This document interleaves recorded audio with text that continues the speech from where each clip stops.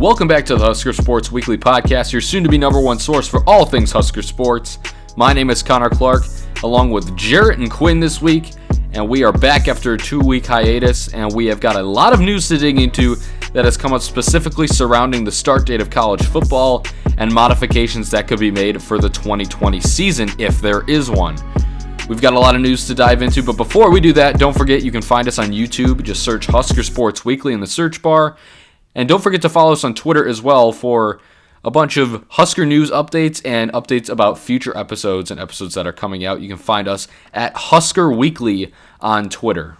The past week, actually the past couple of days, have been pretty crazy surrounding the possible start of college football. If there will be college football period this year, it could be moved to the spring. That's an idea that's on the table. But just ideas are floating around right now, nothing set in stone. Obviously, everybody's hoping that it'll start on time in the fall, but as we keep nearing that start date, it doesn't seem like too many people are as optimistic as before. So lots of reports coming out. ESPN had a interview with the NCAA president on Tuesday, May 12th with Mark Emmert, and he spoke about the possible resumption of college athletics in the fall, and he kind of delivered a pretty interesting quote here. He said, normally there's an agreed upon start date for every sport every season, but under these circumstances, now that's all been derailed with the pandemic, it won't be the conferences that can do that either. It will be the local and state health officials that say whether or not you can open and play football with fans. So he's mainly focusing on football, and then there's stuff with whether conferences can start at their own will as well. Just say the Pac-12 starts 2 weeks earlier than the Big Ten. So just lots of stuff, and I'm curious to hear your guys' thoughts on what has kind of transpired over the last couple of days.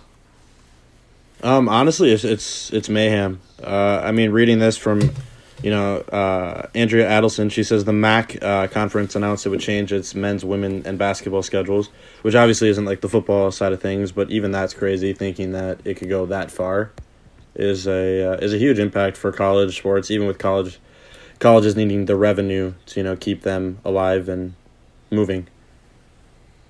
I know it's gonna be really weird. You may not see a college football season in the fall that we're all used to. It's just going to be different if we see it in the spring. Yeah, for sure. I mean, I personally wouldn't want college football in the spring. I doubt many people would want that either. But at this point, we'll get sports any way we can take it. I mean, the Korean Baseball League is the most popular thing in the world right now, for crying out loud. So people are going to take live sports any way that they can get it. Along with this, just kind of more of a national headline, not sports related in some capacity. But many schools in California have announced that they've canceled in-person classes for at least the fall semester. San Diego State, Fresno State, and San Jose State are among those schools with such announcement. But the playing of fall sports, especially football, is still a possibility for those schools as well. They're not ruling that completely out. So that would be kind of interesting to see how a university would balance not having in-person classes, but having in-person sporting events, having sporting events in general. And a lot of people are saying, well, if you can't have in-person classes, there's no way you can have sporting events. But it looks like these schools in California are trying to make it work, and despite the new modifications to their stay-at-home order, especially in the Los Angeles County. So this could be really interesting, and it could kind of set the bar for what other universities around the country will do. As long as I can watch college football, I'm all okay with it.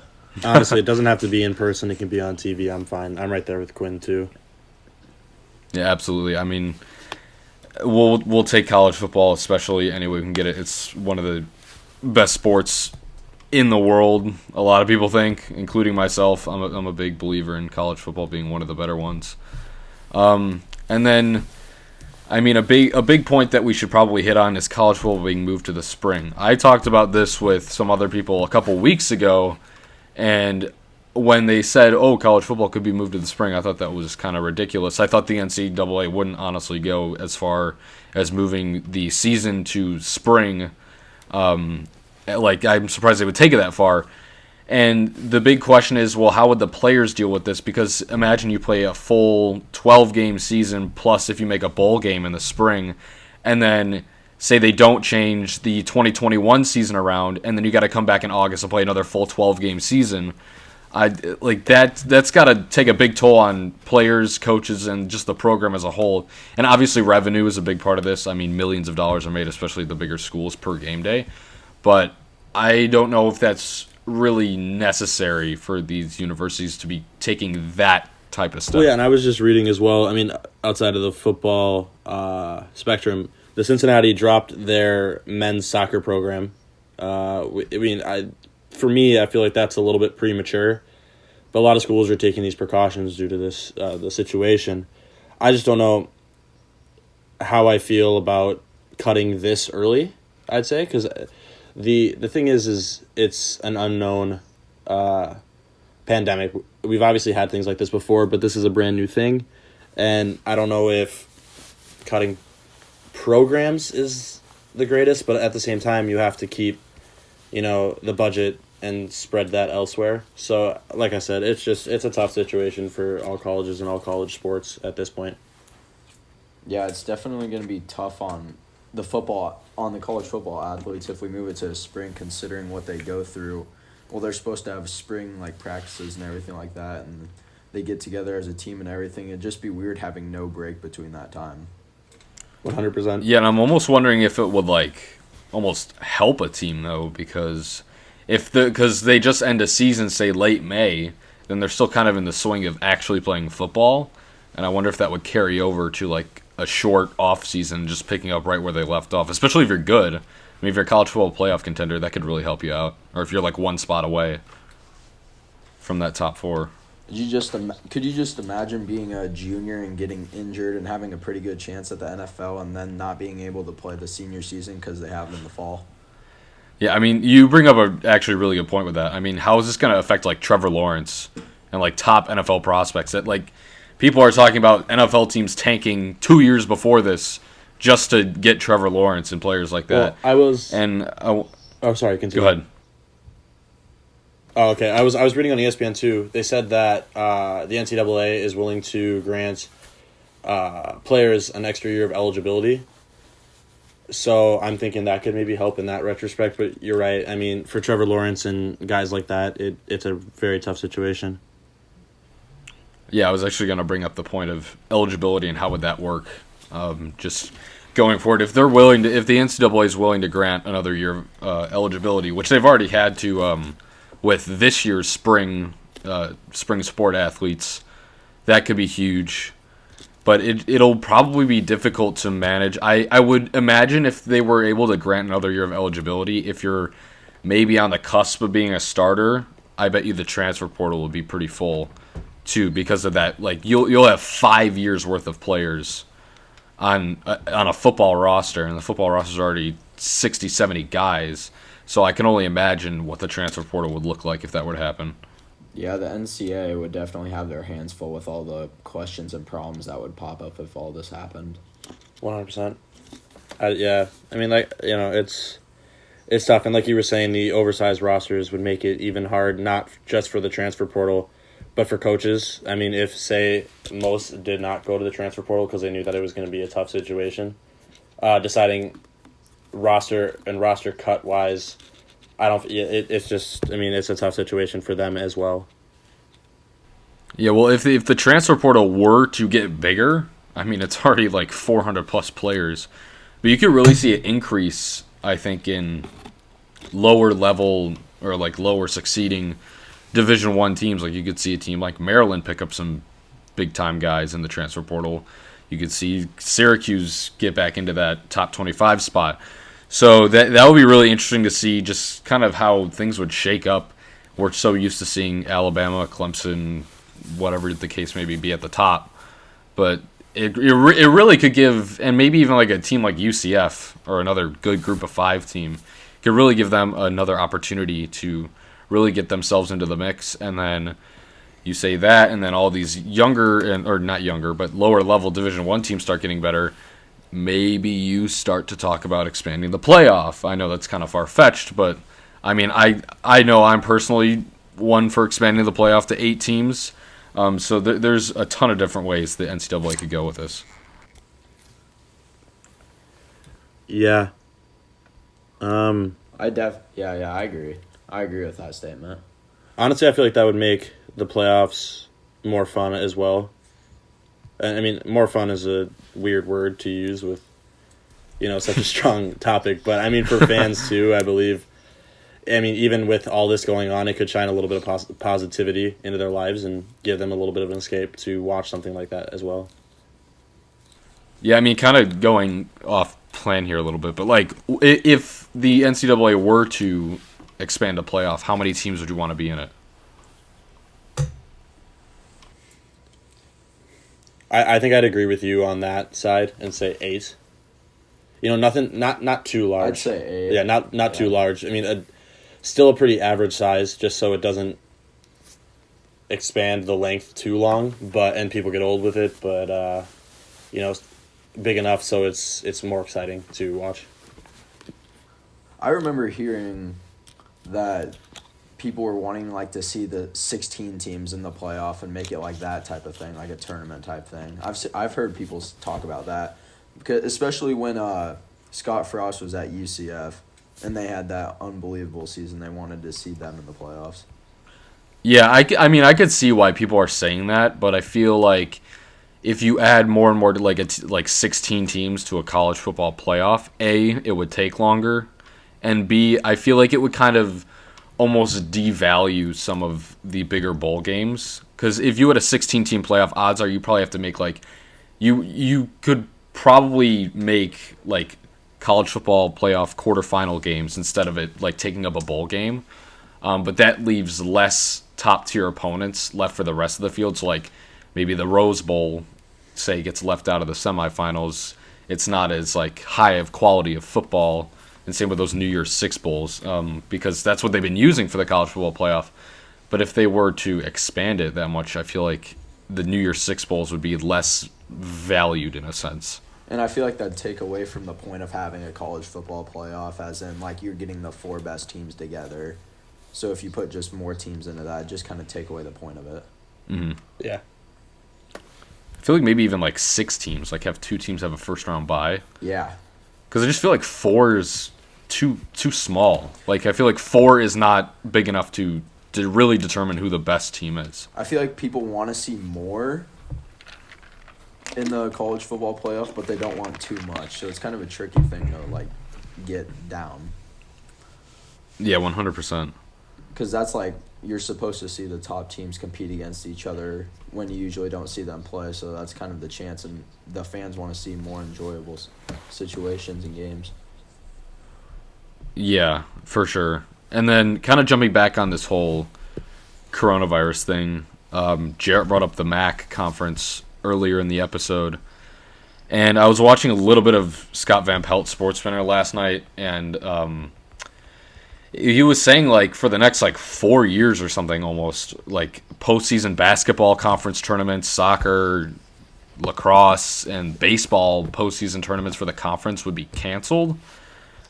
Just to, and I don't know why they would do that. I must have been missing something in the report that I saw, but that they're losing out on a lot of money if they do that. I mean, obviously, MAC teams, you'll make that revenue in the NCAA tournament. We didn't have that this year, so that was a lot of money lost. And then you're doing that on top of it. I feel like it's kind of a risky decision. I'll have to look more into what exactly the deal was. It's just a crazy situation that we're in right now, and a crazy time that we're in, that I feel like some people are just jumping the gun on things, and then some people are playing it too safe. So it's hard to figure out what you want to do as a whole. 100%. And I mean, even if you read things about the college football, is it going to continue? Are they going to cancel it? You get good points from both sides, and like Quinn said, we're in a crazy situation. So honestly, I don't feel like as of right now we have enough information to judge whether we're going to have college football or not. And I mean that's kind of where I feel like everyone is at, and especially with the jumping of the gun, like Cincinnati, not with the football, but they cut their soccer team even before the spring season, and I get that with the budget cuts, but I feel like that let alone is a kind of jump the gun situation. Yeah, I mean, cutting an entire soccer program from a Division I school, yeah. I feel like is a little excessive. And I feel bad for the guys too who have been there a few years, and all of a sudden it's just taken away from them. Because, I mean, even with everything with the coronavirus and people like seniors in high school or seniors in college getting that last little bit of their year taken away, I feel like it's tough for everyone. Yeah, and I mean, especially for freshmen, too. I know a lot of people are focusing on the seniors right now, but freshmen going into who are just committed or supposed to arrive in the fall this year, I mean, what are they supposed to do now? They can't just, I mean, recruiting periods are coming to a close pretty quickly, so it kind of gives them a last-second predicament of like, oh, what am I supposed to do here now? Like, how am I supposed to get recruited? How do I let all these coaches know I'm not going here anymore because they don't have a team? So it really screws up the entire recruiting. And I know that's probably like 5 or 6 freshmen, depending on how many people you have in a soccer program. But still, it could really screw up some opportunities for some young athletes. 100%. Speaking of recruiting, have you guys seen like the amount of 2021 football recruits that have committed over these past few weeks? Yeah, I've noticed the amount has been going way up. It is insane. I actually haven't, but I just saw it today on my feed. This girl, I was the manager for my old high school's basketball team, and she actually committed. I thought it was a little bit premature, but now that you say that, it does actually make sense to, jump the gun and, pick your school. Because she still has a year of high school left, so maybe in that year space of time it could change. I hope it does. I really hope we don't have to keep going on with this corona thing, but... Yeah, I mean, now's the time. Mm-hmm. You got all this free time. Coaches are probably hitting their phone left 100%. and right with these virtual visits or whatever. So, and I mean, virtual visits sound pretty sucky. Yeah. Because you can't see the actual campus. I mean, I know a former basketball star who's locally to my area in Chicago. He just decommitted from Rice and then committed to Minnesota and then decommitted from Minnesota and then went to USC. His name's Drew Peterson, by the way, if anybody listening knows him. But it's just like crazy, and he was on a podcast the other day with some local journalists and just kind of listening to how his process went with the, I guess, e-recruiting. It was really interesting to hear and just how crazy that process is because he's kind of a bigger recruit, especially in the transfer portal. He's still got 2 more years left of eligibility, and he's like a 6'8" shooting guard. So teams are going to want him, and the fact that you can't really see the campus, I mean, I understand why he picked LA because, I mean, it's LA. Yeah. You don't really have to go to know what it's about. So it's really tough, especially for the transfers as well as the freshmen. I mean, even along with that, one of the biggest reasons I picked Nebraska was 1, the sports, but 2, the campus itself. And so I feel like you said, that's going to be the hardest. These e-visits are just, I mean, for what it's worth, they're good, but I don't feel like they give the incoming class that full-on hands-on experience that they need. And that's why coaches are going so hard at recruiting right now and spending so much time on their phone just so they can get those recruits and, like, kind of show them what they'd be in. But, like, especially when you're, like, on campus, you kind of have, like, a feeling, like, that you'd want to go there. And those 2021 recruits and all the rest of those recruits in the lower classes aren't really getting that feeling. So it'd just be kind of, if I was in that place, it'd just feel weird for me to, like, commit early, but I definitely see them like doing that just so they could secure their spot practically.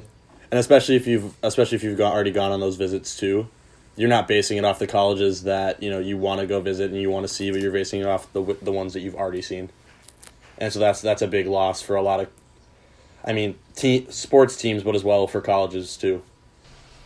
Yeah, I mean, that's a great point that you brought up. I mean, me personally, Nebraska was the first school that I was able to see, and that kind of set the bar for visits going forward. I know what to look for, and it kind of just compare the two almost. So, yeah, that's a great point. I mean, and when you're going to a place, say, like, you're traveling from Chicago to Kansas City to go see a Chiefs game, and you want to see, like, what Arrowhead looks like. Pictures, most of the time, don't really do a justice of what it's like in real life. Usually it's like I looked at pictures of the campus in Nebraska and it was way different in person. 100%. So it's really crucial to see it in person, and I feel bad for these athletes who aren't able to experience their campuses in person. I mean, it's such an important decision and time in their life. Yeah, and it's crazy. I was reading the other day Avante Dickerson from Omaha West Side, who's a 4-star cornerback.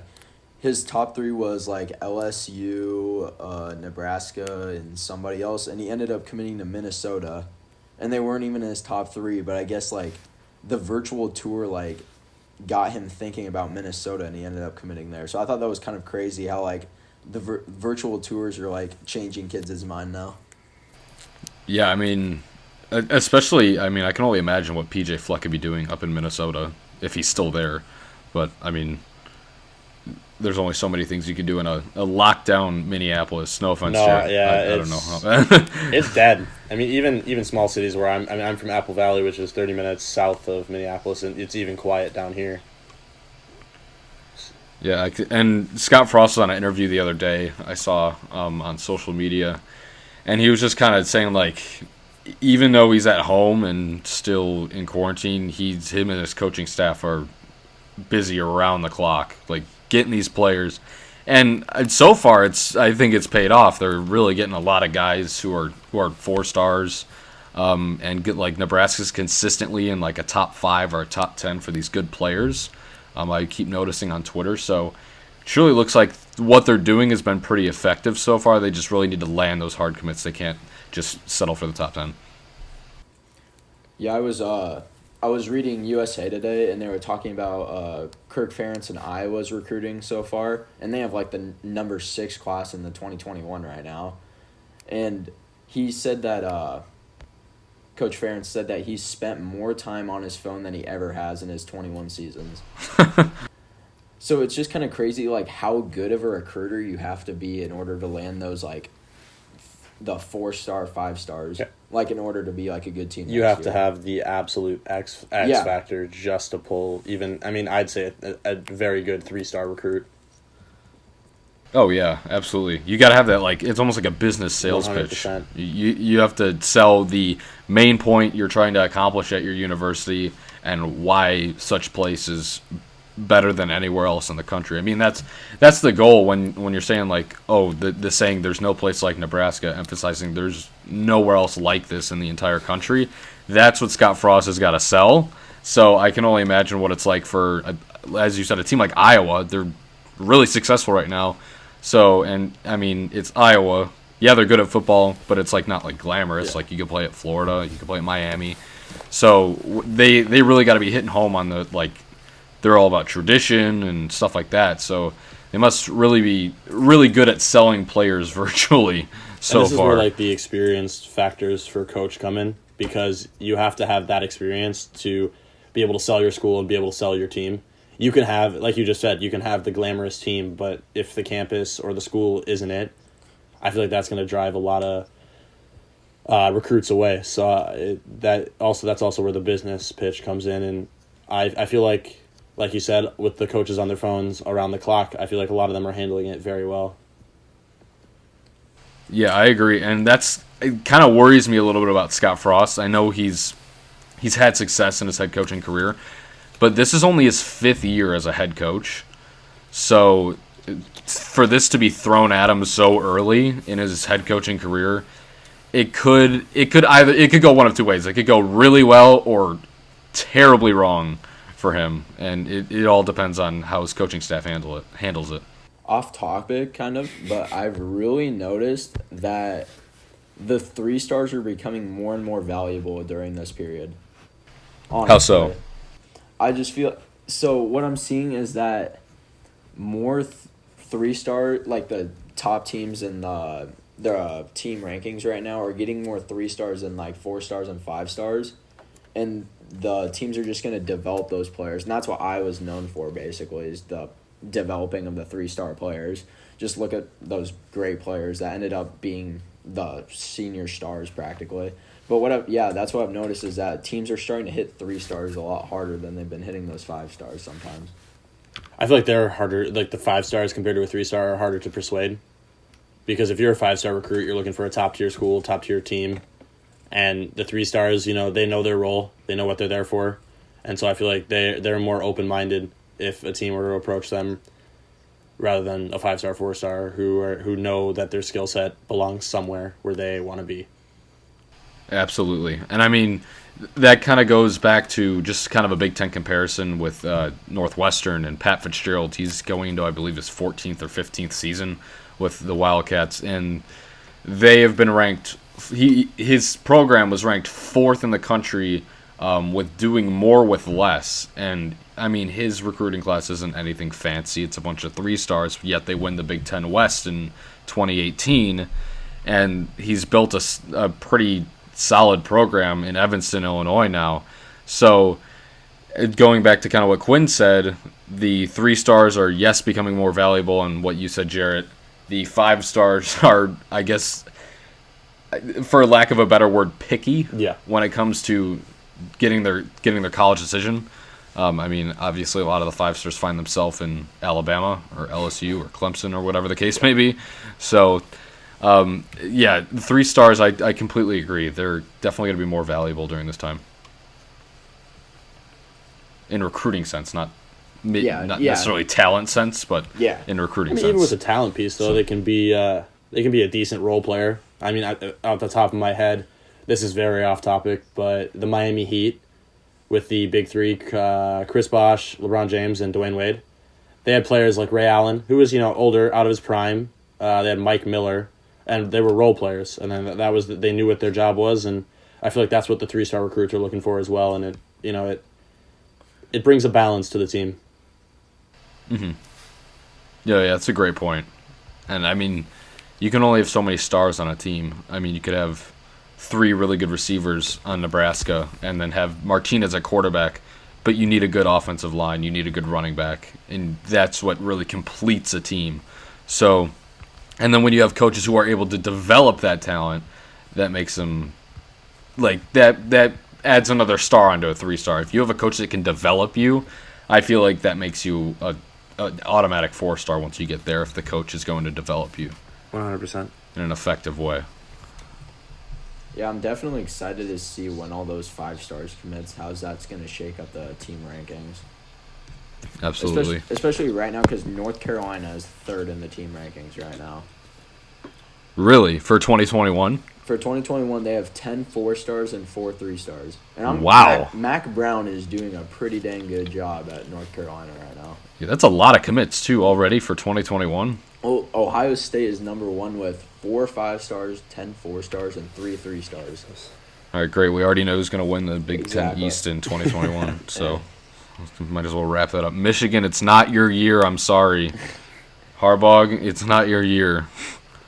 The Big Ten is just going to be a dangerous conference in the next 3-4 years. Yeah, and kind of adding on to that, I mean, like, yeah, the East is the talk of the town of the Big Ten, but the West is getting so much better. I mean, if Minnesota's able to consistently be as good as they were last year, I mean, they're a Big Ten West contender. Wisconsin's usually pretty good. Iowa's consistently good. Nebraska can be good. Northwestern can be good. So, I mean, you have 5 teams that can be 10-game winners in the West Division now. And so the Big Ten is definitely starting to round out as a complete conference. And that's why I'm hoping this whole COVID thing ends so we can see some college football and watch some pretty great teams, to be honest with you. Yeah, I mean, the Big Ten's definitely going to be the conference to watch. I mean, forget all the SEC bias. The Big Ten will definitely be one to keep your eyes on, not just for basketball, but for football too. Maybe you'll see a couple of college football playoff contenders. Yeah, maybe we'll actually see a Big Ten team win it all. I mean, Ohio State won the inaugural one, but we'd like to see a different one. I've just for been sure. waiting for it. I mean, we've had Ohio State make it, we've had Michigan State make it, but they got absolutely obliterated by Alabama. I mean, Ohio State makes it like every year. Yeah, Ohio State those are was like the only sick 2 last teams. year. I'm shocked that they didn't win it all. I've been like going back and listening to college football podcasts from last year, just kind of like seeing how everything played out, and the way that they were playing in the regular season, I'm so surprised Clemson beat them, especially with the ACC that it is. It's like it's them, and there's just like a dumpster fire behind them, which is, I mean, I don't know how they keep doing it. I don't know how Dabo Swinney does it. Dabo Swinney is Jeez Louise, that guy is such a good coach. But Ohio State was so loaded last year, too, on both sides of the ball. Yeah. And, I mean, they're going to continue to be loaded, too. Was it is that his name, Justin Fields? Yeah. He was really fun to watch. Him, J.K. Dobbins, and Chase Young, 2 of which are gone due to the NFL draft. But then you get the number 1 wide receiver in 2020. And you're Ohio State, so you're going to have a good quarterback to pair him with. No matter what you say. Ryan Day probably walked into the best possible situation a assistant could walk into. Yeah, he took over, and he didn't have to do really anything. And then just getting Justin Fields was like, all right, that's nice. It's a good plus. Just a little bit of a good plus. College football playoff contenders each year. I feel like Ohio State fans, if they watch this, they'll get mad at us for making fun of Ohio State, but it's all good. You destroyed us on national television last year, so it's fine. Jeez Louise, that was the absolute worst. I just remember sitting in my friend's garage watching that, and I was like, well, that was fun. No offense to Nebraska, obviously, we're all going there next year, but with the season they had last year, did we really have fun watching them? No. I mean, no disrespect, but it wasn't enjoyable. I mean, I rooted for them really hard last year for like the first time, and it's just the outcome that they had with the schedule that they had, like, it's just so underwhelming. I can't believe they didn't make a bowl game. Especially that first game too. Who they played? I can't South remember. Alabama, I think it was. Yeah, that was absolutely brutal. Yeah, I mean the offense didn't show up for that game. That was the one, arguably the one good defensive performance from the team last year, because they had like 2 touchdowns.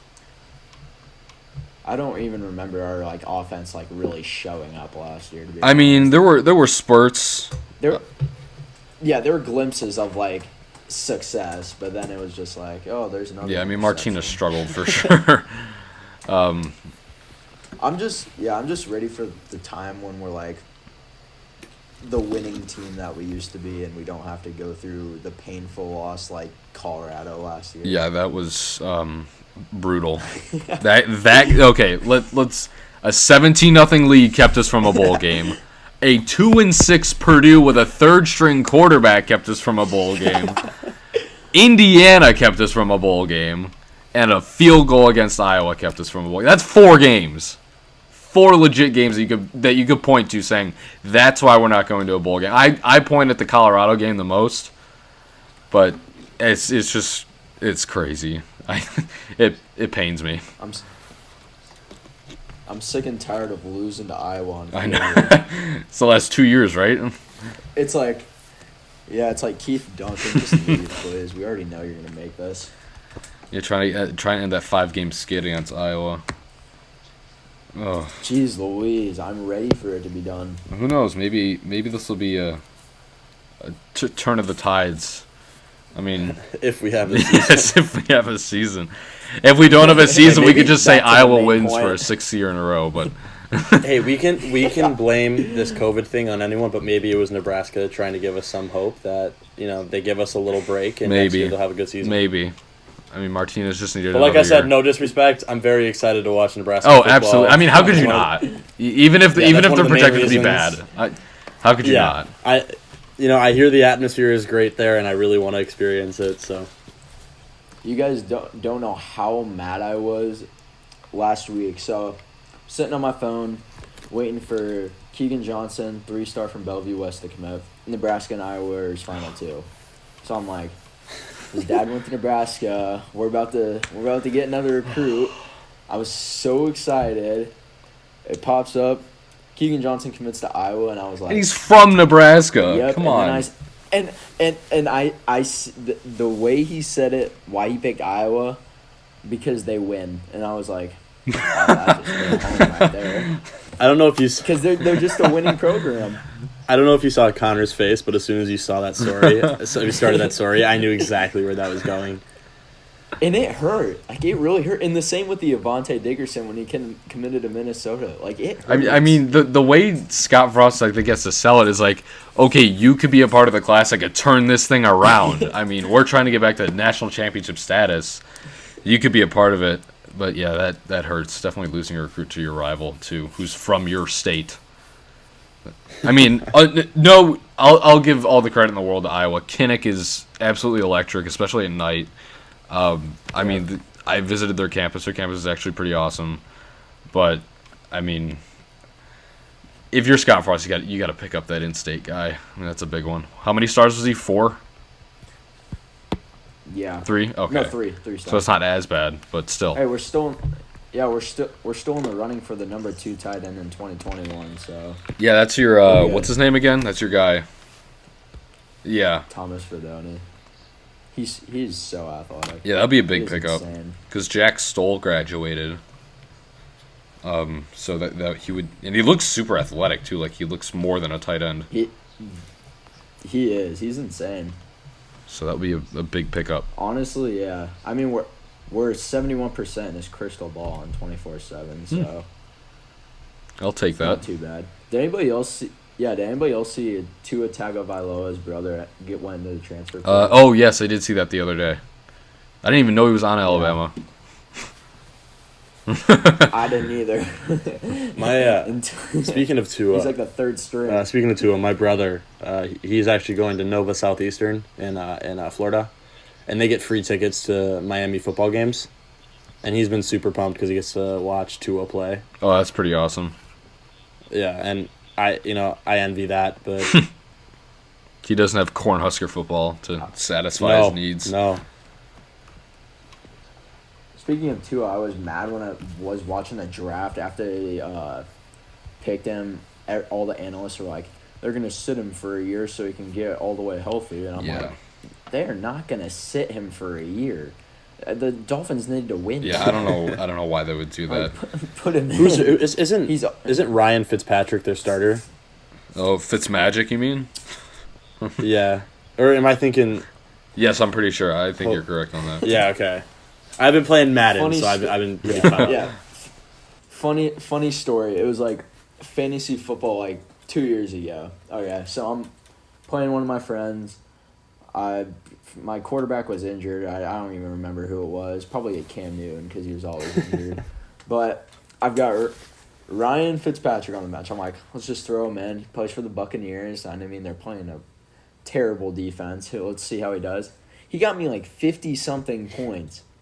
The dude went off that game. He went off on like a 4-game span of just. And then he played the Bears. I'm just gonna brag real quick. My Chicago Bears, back when they were a 12-win team and they had a defense. They still have a defense. They just don't have an offense. Yeah. I mean, they got Nick Foles now. Former Super That Bowl is MVP, true. so. I was really hoping they would get Cam I mean, though. I thought they were gonna go after Cam. That was the big talk of the town. Cam is yet to be signed, so it's ridiculous. It's gonna be a cap. It is ridiculous, honestly.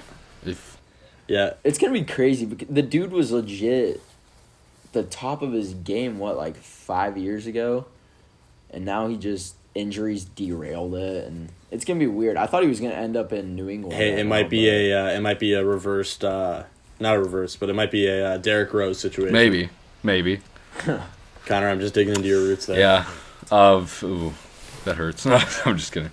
But I saw a report the other day where it's like, oh, maybe the Chargers will try and pick him up and have Herbert learn under him or something, which I thought was odd. I saw Steelers. Okay, yeah, that would make sense. So I saw Heat when Big Ben might retire sometime, and he might be like the guy to take the reins. But who knows? I mean, NFL is mixed up anyway. Anybody goes. Yeah, and I mean, even if you're gonna sign Cam Newton, you're not gonna sign him to back up because he's not gonna want to do that. I mean, he's been to the Super Bowl. Exactly. He's an MVP. Well, he was an MVP caliber quarterback, so he's definitely not gonna go anywhere to back up. Yeah. And there's only a couple teams that like really need a quarterback. Mostly everybody has their starter and backup down. Maybe the Bears just could looking increase around. their depth chart. Maybe just open up one more spot, have a three-way QB battle. Sign another quarterback. I mean, we already dropped Mitch's fifth-year option, so maybe. I mean, that was a good. It's a choice. great Sorry, choice. Mitch was That was a good choice. Mitch was anything but a great spectacular. choice. Ryan Pace. If you live in the same town as me, so if you make any more bad decisions, I might have to walk over to your house. And Yeah, remember when the freaking Bears were gonna get Patrick Mahomes? yeah. They could have gone Patrick Mahomes. Well, the report that surfaced this week that, oh my gosh, it was Deshaun Watson tweeted, the Bears didn't talk to me once on Twitter, he said. And that just killed Bears fans everywhere. So, I don't know. Hey, if we're going back on this this quarterback thing, I personally think for the Vikings, being a Vikings fan, Kirk Cousins, I get that he has a little bit of potential there. We should have kept Case Keenum. Case Keenum, what a guy. That the Stephon Diggs catch against the Saints. But the Bills, though, they're going to be sick now. Yes. The Bills are Josh Allen and Stephon Diggs are one of the top duos now. Yeah, it's going to be awesome. A little bit of a brag again. I actually got a chance to play Madden with Stephon Diggs. Oh, yeah. You sent me that video that one time. I dapped him up pretty nice. That was dope. But no, I love Stephon Diggs, and with Kirk being our quarterback, I feel like he targeted Adam Thielen a little bit too much. You got a I feeling feel like we about could've- Thielen. Yeah, Thielen's a good receiver, but having them both was very nice, and I feel like he could have shared the rock a little bit. But Yeah, I agree with that. Yeah. it is what it is, right? One person that always sticks in my head that played for the Vikings was Christian Ponder. For some reason, he just always sticks in my head. I remember that guy. It's like there's the Vikings, Christian Ooh. Ponder, yeah. Played for Florida State. God, what was he known for? Didn't he make like a serious mistake? I'm trying, it's bad. he that I don't wasn't know this, he wasn't but- a good quarterback, I know that. Yeah. He was so inconsistent. It was insane. I went to a few games. His slogan that I would hear the drunk fans chant was "Let me ponder it," because he took a while to throw the dang ball, and Yeah, I love it's know, the same case with Trubisky becoming a verb. Let me Trubisky this. It is, that the NFL has become a little bit more exciting in my opinion. Yeah, the gap between college football and the NFL is definitely closer than the college basketball and NBA, for sure. I personally like college sports better than pro sports. That doesn't mean I dislike pro sports.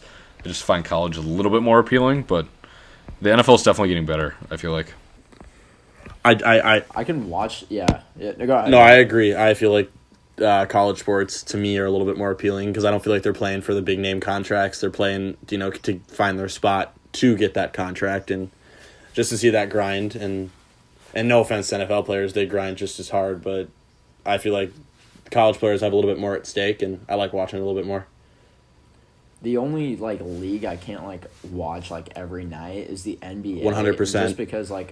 Just because they do not play defense Exactly. until the playoffs when it really counts. James Harden. And in college basketball they're playing And defense every game. 100%. And a big So thing that that's- sells yeah. college over professionals for me, too, a big one, is atmosphere. I mean, you got the marching bands, you got the student sections. Everything's just louder. And, college football stadiums are bigger than a lot of pro stadiums, so there's a lot of people there. And school pride plays a lot into that, too. So, it's just you electric. can have that super fan section, but you can't have that student section. Yeah, absolutely. I've always wanted to go to Cameron Indoor Stadium and watch Duke with that atmosphere, just because that's such a well-known. Yeah. The Cameron Crazies would just be insane. Speaking of Duke, the Zion thing is. I know. insane right now. That's Nobody's ever going to It was sign with that Zion. agent again. All right, I'm a little bit out of the loop. Run me through it. Zion's agent basically... Wasn't it former? Yeah, it was his Wasn't it former agent while he was in college Yeah. or preparing for the draft or something. Yeah. It was- yeah. But she kind of spilled the beans on what he was getting money for at Duke. under the table without the NCAA knowing about it. So. Oh God. She basically said that he was getting money from like the Duke boosters, and then was getting money from Nike and Adidas. I mean, and I saw that tweet, and I saw all these things reporting. I saw it. I honestly looked at my Twitter time. I'm like, whatever. This was happening anyway. This is not a surprise. To me at least, I didn't think it was a surprise. Can that do anything to him while he's in the NBA now, or is? Nope. It only do. I mean, there's a lawsuit he can lose against his eligibility in college, but what I liked was I saw was a tweet that was like, if John Calipari was the head coach of Duke, he'd probably be banned for a year right now already. Mike Krzyzewski's like the you can't touch him in the NCAA right now. Which, but I mean, it makes sense. I mean, Calipari's already gotten in trouble once. Yeah, it's really no surprise. I mean, the fact that the NCAA is now saying, "Oh, now college athletes can make money." It's it's weird how the NCAA now is trying to crack down on it. It's not like you haven't known that for 30 years that already the big name athletes are getting paid underneath the table. I think a big thing why it's that everybody knows they're getting paid under the table, but the whole G League thing too, starting to steal those highest rated recruits. So,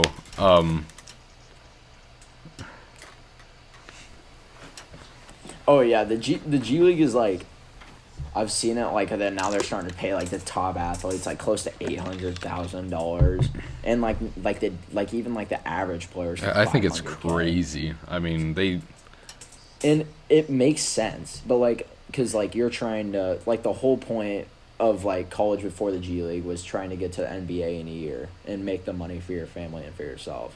And now they're starting to make money at 18. Well, yeah, as an 18-year-old kid, I mean, how could you turn down $500,000 in professional style basketball? Exactly, yeah. But I mean, I don't know. I feel like having that one. I know it's only 1 year of college experience. Honestly, I think they're probably going to get rid of the rule anyway.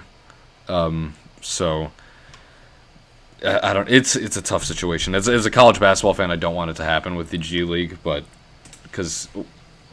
And I agree with your point too. I'd rather see the top players in college for a year, even if it's for a year. I want to see them compete. In a I mean, you say Cameron Indoor's always crazy. It was off the charts with Zion playing there. He was crazy. Yeah. And then you got R.J. Barrett and Cam Reddish, and Trey Jones. Well, and that's what makes the Duke. Trey Jones is the GOAT. And Minnesota guy, I kind of forgot. Apple Valley boy. Yeah. Apple Valley. Apple Valley, calm down over there. Represent. You got 3 guys that are going to be in the. All right. Well, if we're shouting out players, shout out my guy Evan Boudreaux, Purdue. All right, come on. Hear me out though. Trey Jones was one of the best defenders in college basketball, and that may be. He should have won the Defensive Player of the Year. Didn't they make that up now? The Nate Smith Defensive Player of the Year. Yeah, it was crazy. He represents the hard work and devotion on defense from college sports or college basketball. Defense was championships. He represents the blue collar. All right, Jay Billis. I was watching something I don't even remember 2 weeks ago about the players getting paid underneath the table. Charles Barkley was yeah, I got paid $500,000 to stay at Auburn for another year, and it was geez Louise, you said that it was nothing. $500,000 all right. I'd stay in college. 100%. And not take a shot at Charles Barkley, but he played a while ago, so $500K had that much more value to it. Yeah. And he I would want watching stuff like that. It's they'd just go to one of the boosters. Can I have some money to go out to eat or money to get clothes? They just pay for you. They're basically your parents in college. They need it though. I mean, they don't have time to get a job. Exactly. They don't. And that's why they're finally starting. The NCAA is going to allow them to pay athletes because they don't have what the regular college students can do is get a job. They're working around the clock practice. Yeah, and it's not like the college players aren't getting salaries from their teams yet, but endorsements, likeness, the huge disappointment of not having a video game now because they kind of ruled that out, which was a big thing a lot of people were looking forward to. So stupid, man. Yeah, I just want to see NCAA football 09 was my game. What one was it? I'm trying to. Was it 14? Yeah. I think it was when they had the Heisman. You could play as the Heisman players like Barry Sanders Yeah. and RG3, all those Yeah. guys. It was such an elite video. That game I'm is sorry. That was off the charts. It's Hey, no great. big deal or anything. Top running back played for Texas. Had 1.5K yards in my first season there. That's all easy. I can say. Could you imagine like the graphics now that I know. make a video game? Like it'd be off the charts, like Yeah. The insane. The face scans, everything. And everybody would buy it. The NCAA would get I so know. much money. I think it's kind of foolish that they're not. Hey, there's their fix for the budgets right there. Yeah, like honestly, that's a great point. Like, they can make millions of dollars off of that. Because like the whole like Big Cat Barstool thing too, like he's like doing those seasons on NCAA 14 on Twitter, and it's getting a huge following. I mean, he's playing as Texas Tech right now, Yeah. and Texas like the Twitter account for Texas Tech's like retweeting everything that he does. So they can make a ton of money if they release a new video game, but it's not gonna happen. What I think's funny with like the players getting paid is with the college basketball players. It's like a triangle right now. Like you saw guys going overseas, and then the G League was like, "Well, I don't want players going overseas. I want them to stay in the United States." And then they're like, "Let's pay the 18-year-olds $500K to come to the G League." And then the NCAA is like, "Well, I don't want them to go to the pro. I want them to stay in college." So it's just a triangle. Yeah, effect honestly. Right now. It's 100%. it's What else? What else is even in the world right now besides Korean? I don't know. They have this. They have one of the weirdest leagues. I forget what it was called. For soccer, and I thought it was by far one of the weird. It was some random country, and people were tuning into that. Luckily, Germany just announced that their soccer will return. Oh, I saw that. Return May 15th. Premier League is supposed to come out soon, but all the players don't want it to come back because they're so scared they're gonna get coronavirus. They're all the pretty boys. I didn't say that though. I mean, Can we get a true. quote? Can we get a German soundbite league- on that? Yeah, the Bundesliga has the roughest players practically, like the hardworking players, and then the Premier League's like the dudes that get paid the big bucks. Yeah. If you say it that way. I did have the satisfaction of watching live Cornhole on ESPN the other day. That was amazing. Okay, I'm not even gonna lie. Those guys get. Oh yeah, they're incredible. It's crazy. It's insane. And as a person who shout out to all the tailgaters who play that game. It's a great game. So ESPN, props to you for broadcasting that sport. ESPN. The Ocho. That's basically what ESPN is right now, is like They're the Ocho, they just have aired cornhole. They have video game car racing. They had video game 2K. They had a horse competition, and now it's Korean baseball. So I was reading about that live stream, the NASCAR now, the new the NASCAR racers playing in the video game against each other, and they were like, one of the racers was streaming it, and he rage quit, and like everybody got so mad at him. He's like, chill out, dude. He's like, chill out.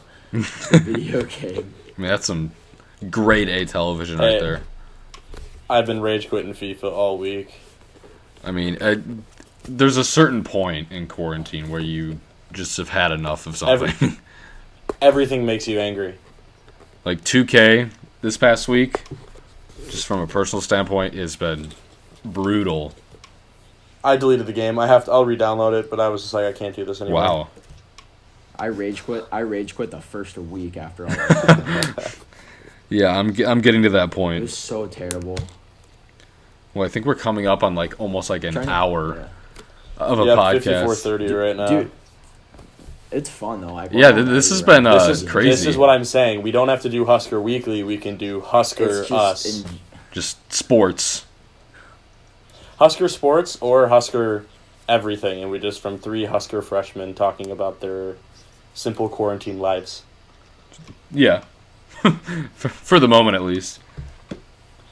But yeah, this has been definitely a good episode. We kind of touched everything that's happening in the world, from Literally. coronavirus to Korean baseball to Zion Williamson getting a lawsuit filed against him. So it's we've talked about a lot. I think that'll do it for us for episode 6, at least for now.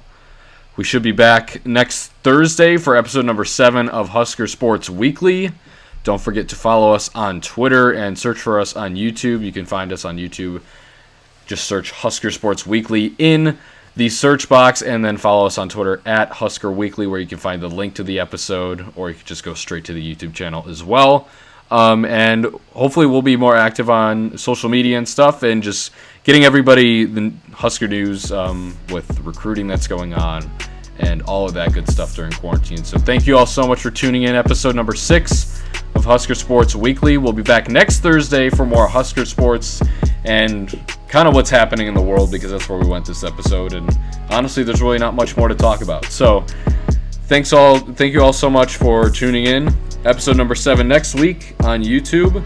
And don't forget to follow us on all social media platforms. Thank you so much, and we'll see you next week.